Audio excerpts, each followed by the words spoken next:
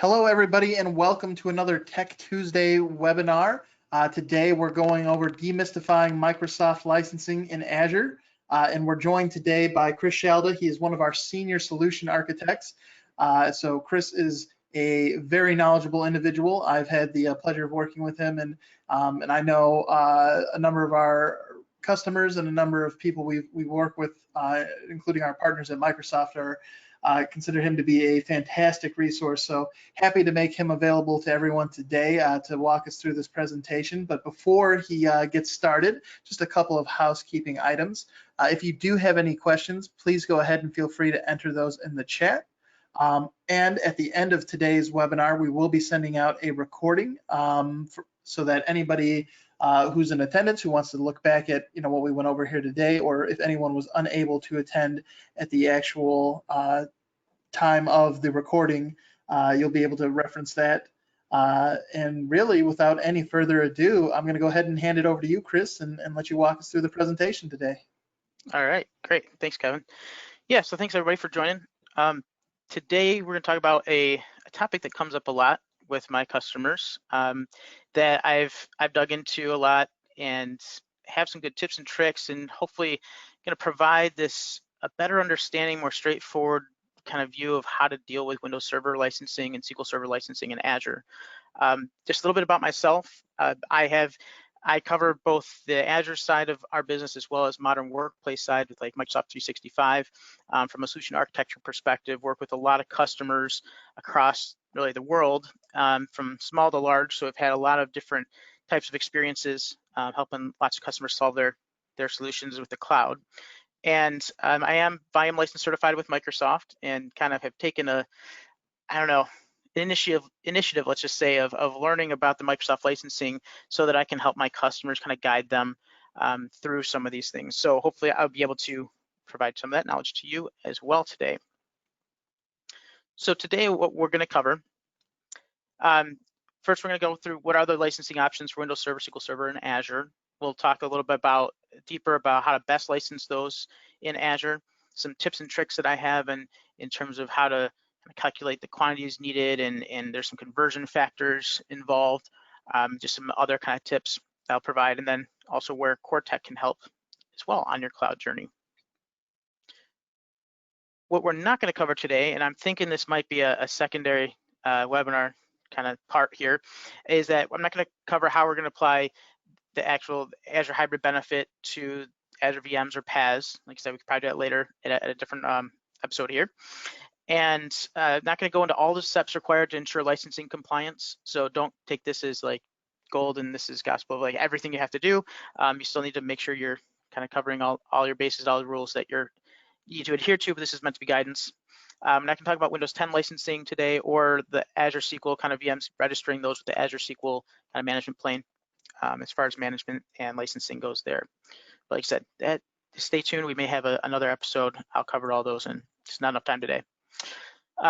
Little disclaimer here, this information is provided just for guidance only. So, talk to your Microsoft account representative, your LSP or CSP provider for any other details regarding licensing compliance. And also I'd say, the source of truth for most of this is the product terms that Microsoft provides on it's usually a monthly basis that you can find online. That's really where all this information truly is sourced from, but it can be very hard to understand and read if you've ever tried to do that before. But that is kind of the gospel. I'm trying to kind of make this easier for you to understand through this webinar today. So licensing options in Azure. How would we license Windows or SQL Server in Azure, right? So we're going to talk about a couple of things. Most of the time, we're going to talk about virtual machines and running those in Azure. There are some aspects of what I'm going through today that will apply to PaaS services or platform as a service in regards to Azure SQL and those types of kind of services that are available. And I will try to call those out where I can. But for the most part, we're going to be talking about VMs. So first thing that you can do is just pay-as-you-go licensing through Azure. Through the same type of consumption model that you would have of, it's actually, I think it's a per minute licensing, per minute per VM, same as the compute side that you would pay for in Azure. You can say, yes, I want to have Windows Server and potentially SQL Server, and I want to be billed per minute by that through Microsoft, right through my Azure bill. You can do that. May not be the best option in all cases, but we'll talk about what to use and when and why later on. The second option is a pretty popular option, is volume licensing with an active software assurance. So you may know this as through an EA, open licensing, select licensing agreements, all those volume licensing agreements that have software assurance tied to Windows Server and or SQL Server. That is another option. As well, one that is less commonly known and let's say relatively newer compared to everything else is a CSP software subscriptions. So these are exclusively through a CSP partner, and CSP is a cloud solution provider. These are 1 year or 3 year terms, and they're paid up front, but they're subscription. Now, the differences with volume licensing, it's really, you might see L plus SA, which means license, perpetual license, plus software assurance, which in itself is a subscription, usually about a quarter of the cost of the license every year that you pay ongoing, to have benefits such as the Azure Hybrid Benefit, which we'll talk about, license mobility, there's a number of other things. But with the volume licensing, that's what gives you the capability, eligibility to run those same licenses in Azure. So that's why you have to have active software assurance. And you can't add it back onto a licensing if you dropped it or never bought it to begin with. You have to buy a new license with software assurance. But CSP software subscriptions, you buy, and in terms of 1 year or 3 year, you don't have a big upfront cost of perpetual licensing. So sometimes that's a little bit more attractive if you don't already have volume licenses with active software assurance. And the last option is SPLA. So this is a service provider licensing agreement. This is a very limited use case. This is typically for those organizations that have on-prem workloads. They're kind of hosting for their customers or hosting an application for their customers. And the thing is, this can't really be used in a lot of instances because you can only use a SAL, the subscription access license type licenses in Azure that are what's called DCP eligible. And so basically you can't use Windows Server through SPLA because that's core based, it's not SAL based. And you cannot use SQL Server core based either. But you can use SQL Server SAL based, which depending on how you're doing things, a SAL means you have to have every single user has to be licensed for SQL, which is kind of tough to do in a lot of cases. So we don't really see SPLA being used very often. The only thing that we typically see it used for maybe is remote desktop subscription access license in Azure, much like a CAL, but in this case it's subscription because it's month to month. Okay, so now we got that overview. Now we're going to get into Windows Server licensing a little bit deeper. So talk about, pay as you go, you pay per minute with that for the licensing, and we'll talk about costs in a bit here, but mainly Azure Hybrid Benefit, if you already own the licenses of volume licenses with software assurance, you can get some big savings on that. Basically you say, hey, I have a license, and then you basically say on that virtual machine, I have a license, and then it drops the cost of that Windows Server VM to basically what is the Linux prices on that VM, therefore saving you that per minute cost on the pay-as-you-go licensing portion. And how you qualify, this is where you either use that software assurance on your licenses that you already own or you're planning to purchase, or purchasing software subscriptions through a CSP. And yeah, these can be activated. This can be already built into the marketplace images. In some cases, you can just flip a switch on it. You can update or upload a custom virtual machine. You can migrate existing virtual machines with Azure Site Recovery, for example, to Azure and flip on that benefit once you move it. And some people ask, can I apply it retroactively? Like, oh, I didn't know that I could use this benefit. Let me turn it on now. Can I get credit because I own these licenses already? Well, no, not really, but you can retag those existing VMs, switch it to Azure Hybrid Benefit, so going forward, you can gain that benefit there.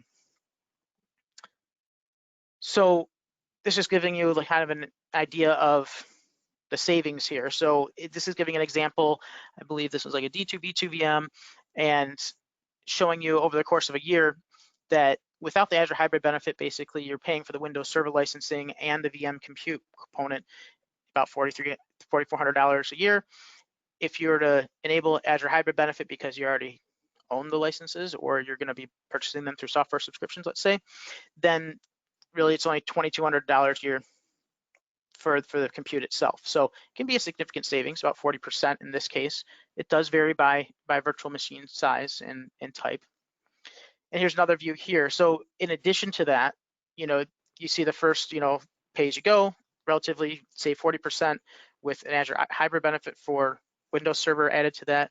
And if you just say, I'm gonna go pay-as-you-go to Azure Reserved Instance, already you can save 72% off of that in this case.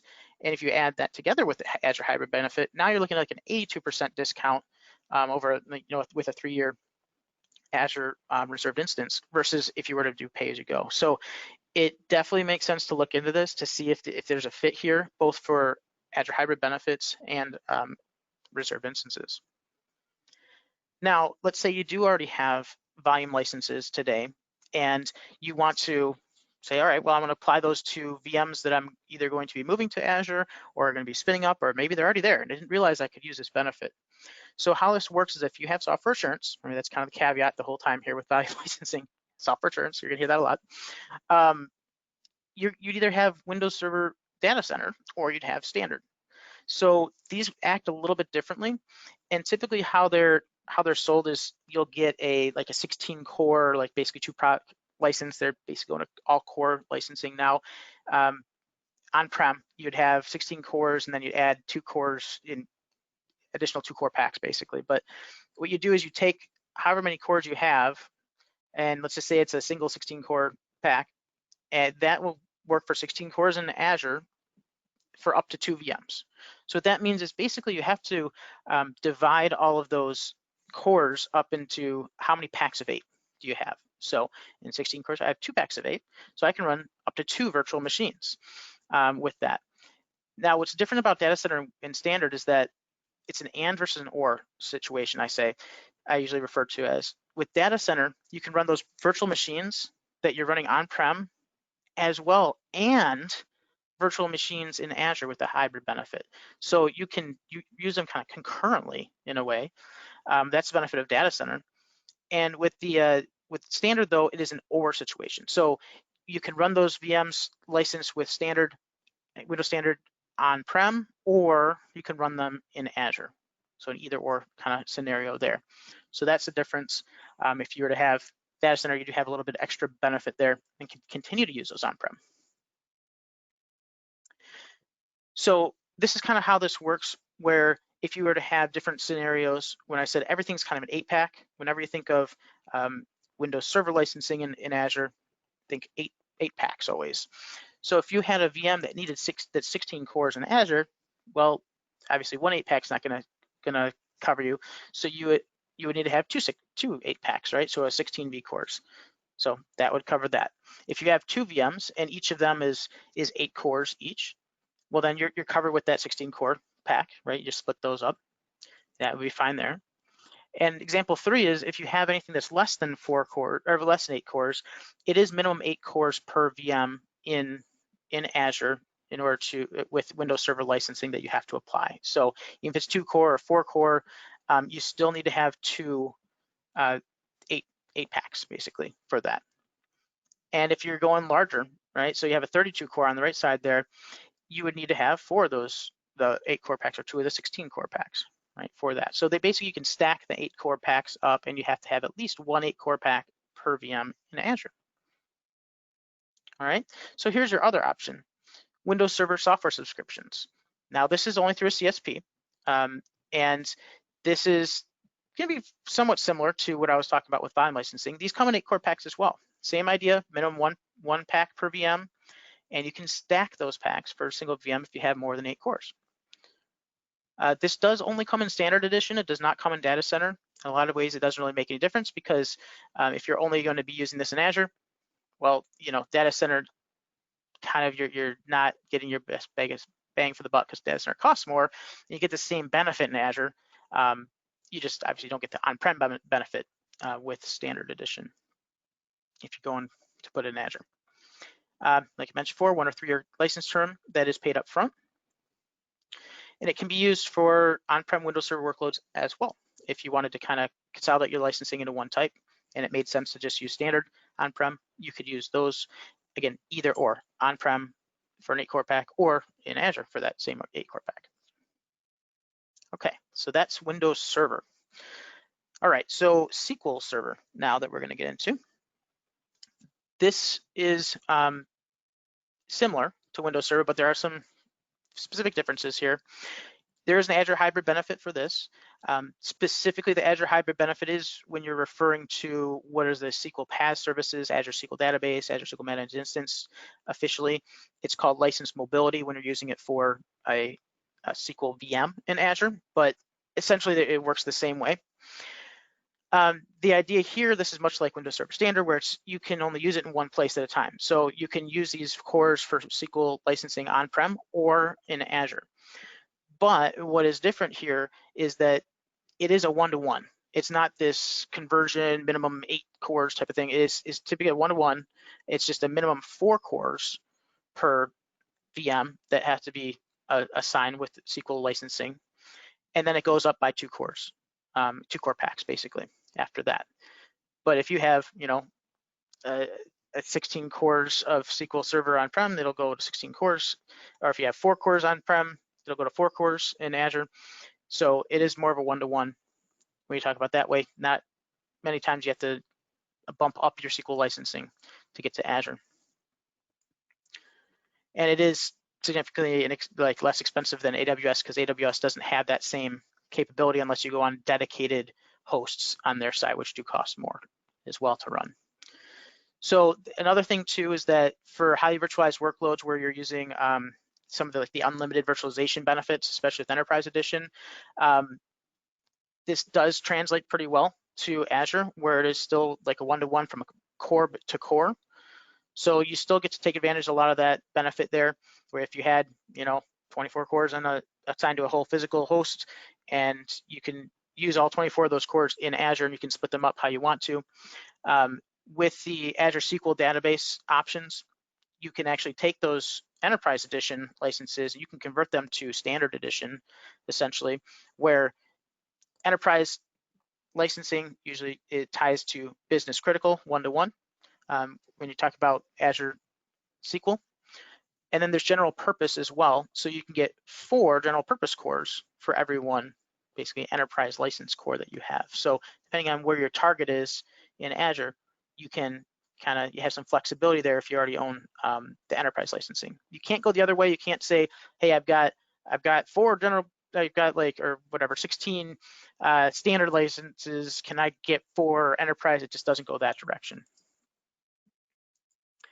So another thing I want to share, which is actually really cool, somehow flew under the radar a little bit here, just released recently, are some new high availability and DR benefits with SQL Server that actually it's huge in Azure, because now this applies to SQL licenses or have active SA, also applies to software subscriptions, which you can get with SQL Server through CSP. And this came out as of November 2019, so fairly new there. Oops, I think that didn't go quite right there, but let me go through this. Basically, you had before, you could have this is for clusters. You can have one licensed primary node, and then you can have a secondary node, which basically you didn't have to pay for licensing for, as long as there's like a passive node, like either for high availability or for DR, which a lot of customers may take advantage of already. But if you wanted the third node, like a lot of customers with an always-on availability group would say, I want to have a primary node and then a secondary node that's right next to it for really high availability, and a third node in a distant data center or an Azure or a different Azure region that's my DR node that's just running there passively.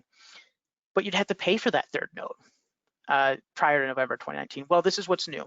You now get basically 2 free nodes. In this case, you get one synchronous node for the high availability right next to the primary node, and you get a third node. Basically, it's like your DR, your async node as well. You only have to pay for one set of licensing for that. Now, all the compute has to be the same, no more than the primary, number of cores that you have from a CPU perspective. So if you have 8 cores in your primary node, you can have update cores in your secondary, update cores in the third node, but you only pay for those 8 cores once, not 3 times when you have this. caveat here is that if you go with pay-as-you-go licensing through Azure, you do not get this benefit. So if you are doing any sort of clustering, it usually makes sense to look at software subscriptions or volume license with SA. So the software subscriptions portion here, these do come in 2 core packs, through a CSP. It is a minimum of 2 packs per VM. So basically, like I said, 4 cores minimum have to be licensed per VM or Azure PaaS instance. And you can stack those packs for a single VM. So you just go 4 and then add 2 more, to get up to how many cores that your VM has. This can be used for vCore-based SQL PaaS services. I say that because there's some, it's called DTU-based PaaS services with SQL that are not tied to cores, so that you can't use this benefit. You have to use the vCore-based ones. And this can be standard or enterprise core-based editions. This does not work for that Cal type edition for standard.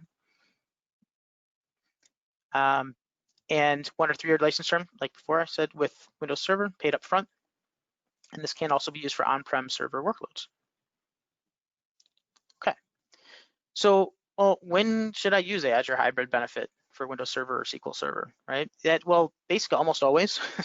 So especially if you have any existing licensing with active software assurance, definitely look at using that, especially if you have data center Windows Server licensing, because you can use it both in Azure and on-prem. You don't have to make a decision there, right? That's important. If you don't have enough licensing with software assurance, maybe you consider purchasing software subscriptions through a CSP, or you purchase more licenses through your volume license plan agreement.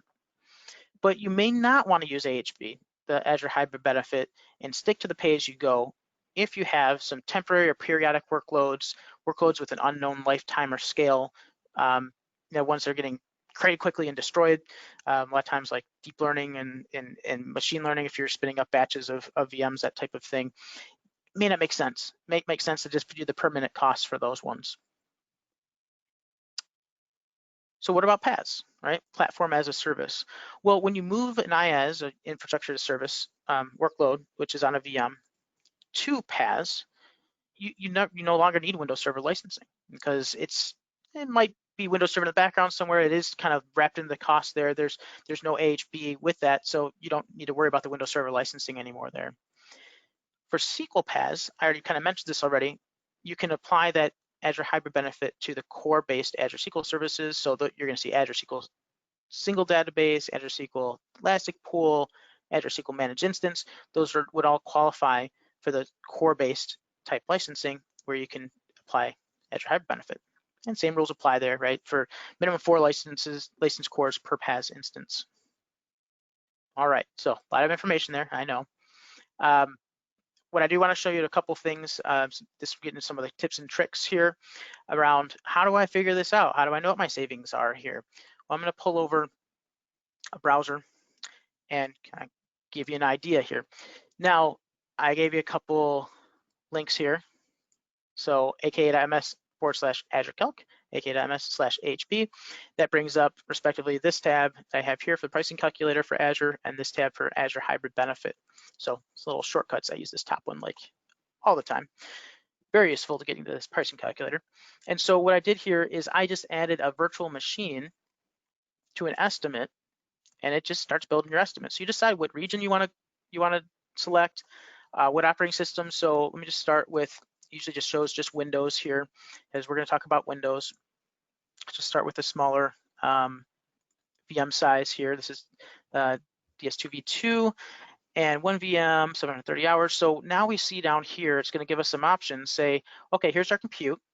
So the compute portion is $102 per month, and our license included, pay-as-you-go licensing, $81, right? So if you remove that, that's basically, that's that 40% for this specific example, and go to Azure Hybrid Benefit, right? You're only paying $102, which is essentially just a Linux pricing. If you went here to Linux, you'll see it's the same price. Look at that, right? So this just indicates that you're applying the hybrid benefit. Now let's go to a larger size, 12v2, let's just say. So a little bit, well, let's go really big. Let's go for the gusto here. Let's go with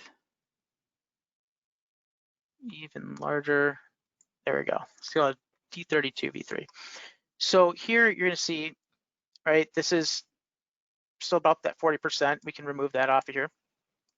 But let's go look at a type here, SQL Server. A little hiding there, you may not realize it.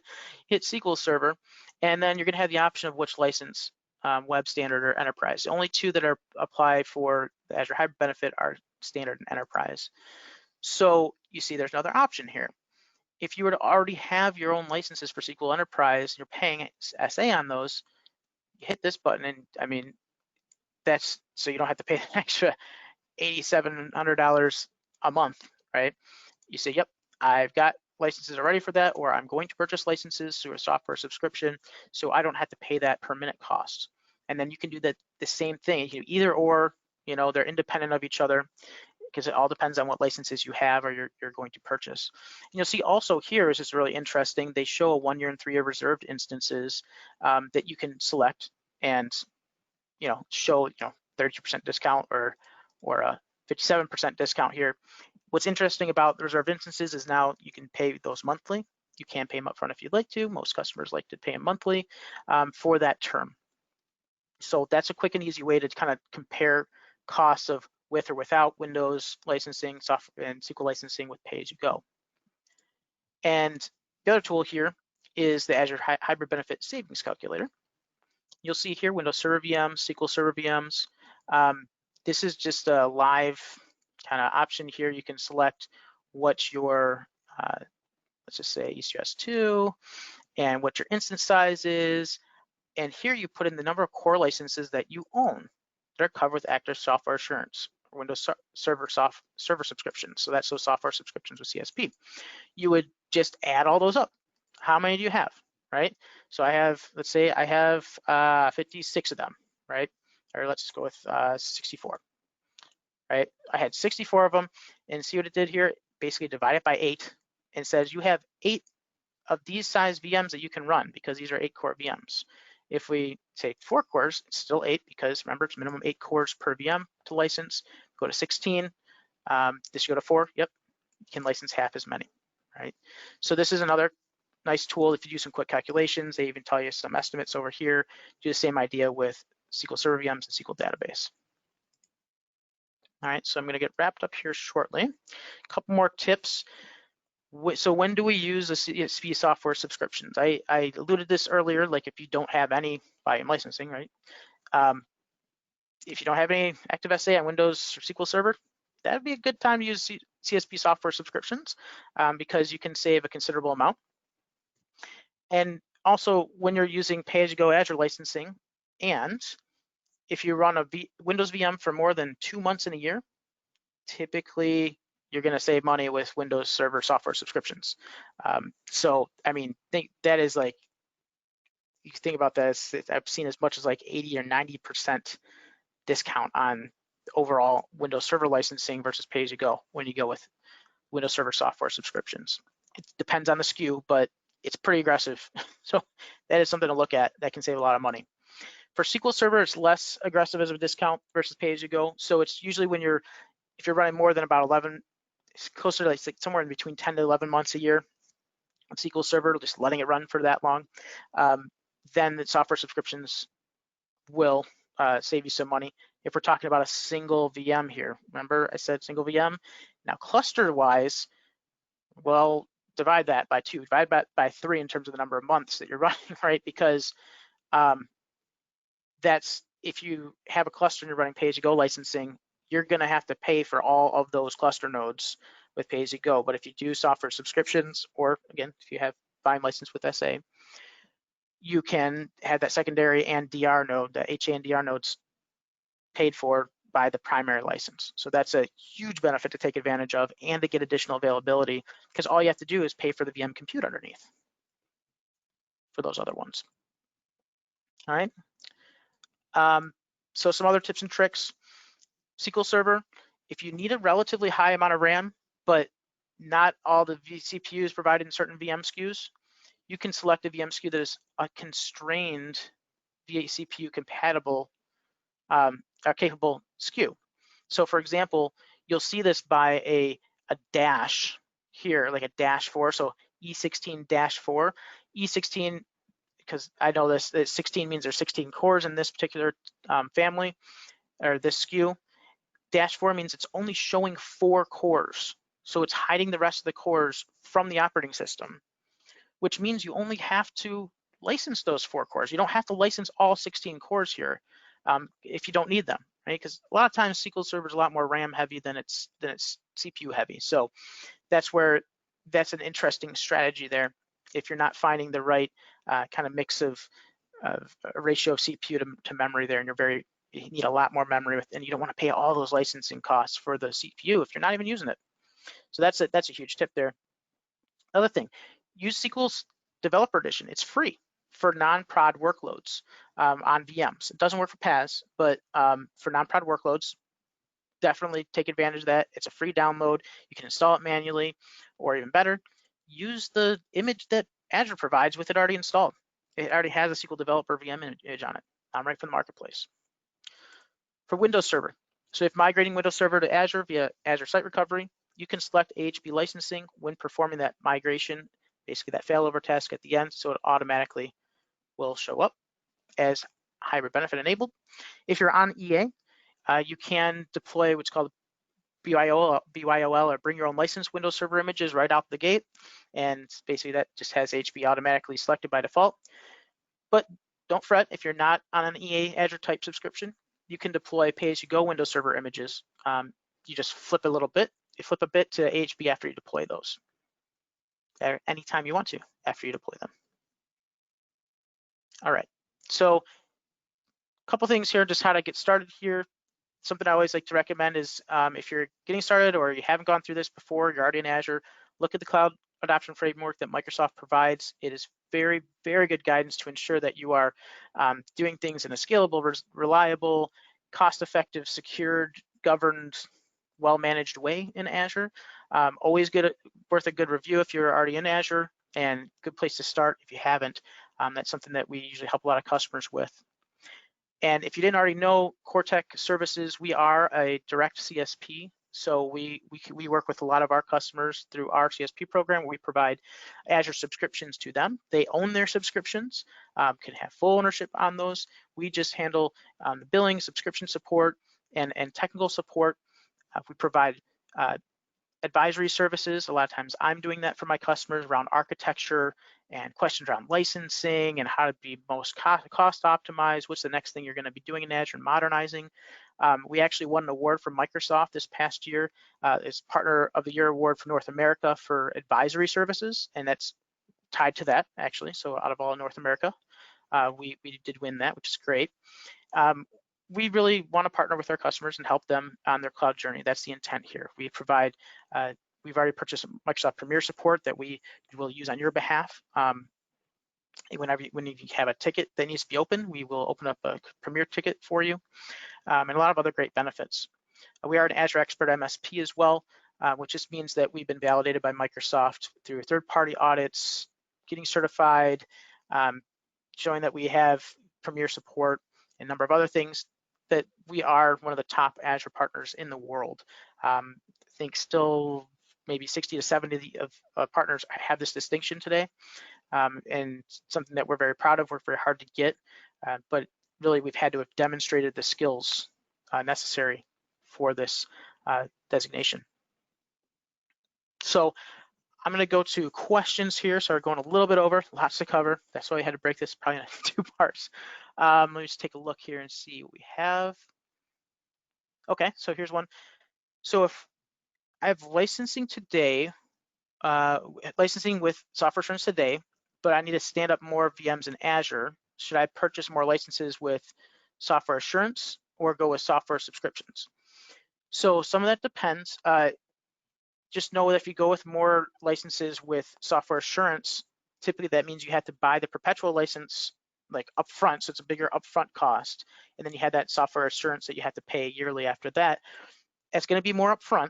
And if you are moving to PaaS eventually, remember how I mentioned you're not going to need those anymore? You got to think through what your long-term goals. A lot of times something like software subscriptions, especially if you have a vision and a path to move your VMs to PaaS services, you may want to look at software subscriptions in a 1 year or 3 year time frame, so that you're only paying it for that amount of time, and then you can drop it, right? And you didn't have to pay that huge upfront fee for the perpetual part of the license. But good question. There is some costs kind of analysis has to be done there. Something I definitely am helping my customers with regularly. So something you can reach out to us about if you'd like. Another one, how do Windows Server CALs work with Azure? Oh, good one. Okay, so on-prem, as you know, you have to have Windows Server CAL for each. It's either per device or per user.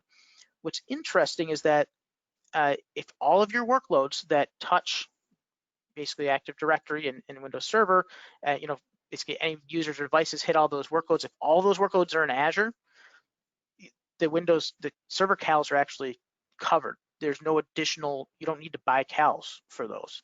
So sometimes that's very interesting in certain use cases where you can move all of those workloads to Azure, certain amount of workloads to Azure that only certain users hit. You no longer need to buy additional CALs for those for Windows Server. So that is another good tip. Last one, what if we have SPLA now for on-prem Windows Server and SQL, and we want to move these workloads to Azure? So a reason why the software subscriptions actually came to fruition is because of this situation. And since in the beginning, I said that SPLA for Windows Server and for most cases of SQL Server they're not eligible in Azure. That you basically need to do something else. So at that point, it's like you have nothing, and you have to. Do you pay as you go in Azure, which can be pretty expensive, or do you buy a license plus SA, which can be really expensive because of the perpetual license up front? And so there wasn't an option until I think it's 2 or 3 years ago with the software subscription, so you can pay lesser upfront fee on a subscription basis. That's definitely a good use case for looking into software subscriptions with a CSP. And one thing I didn't mention is that theoretically, you can buy CSP software subscriptions from a CSP. You do not have to use them in a CSP hosted Azure subscription. You can use them in any type of Azure subscription, in fact, and on-prem too, right? So that's another thing that most people don't realize either. But I digress. I think that's all the questions we have, all the time we have. I really appreciate everybody's time. Hopefully this was very useful for you. Feel free to reach out to us at inquiry@cortec.com or hit me up on LinkedIn if you have any questions or want to see if Cortec could help you with your cloud journey. Be happy to help, and stay tuned on our Tech Tuesdays. I'm sure I'm going to have another part in the series here at some point. And until then, I hope you have a good rest of the day, and see you later. Thanks.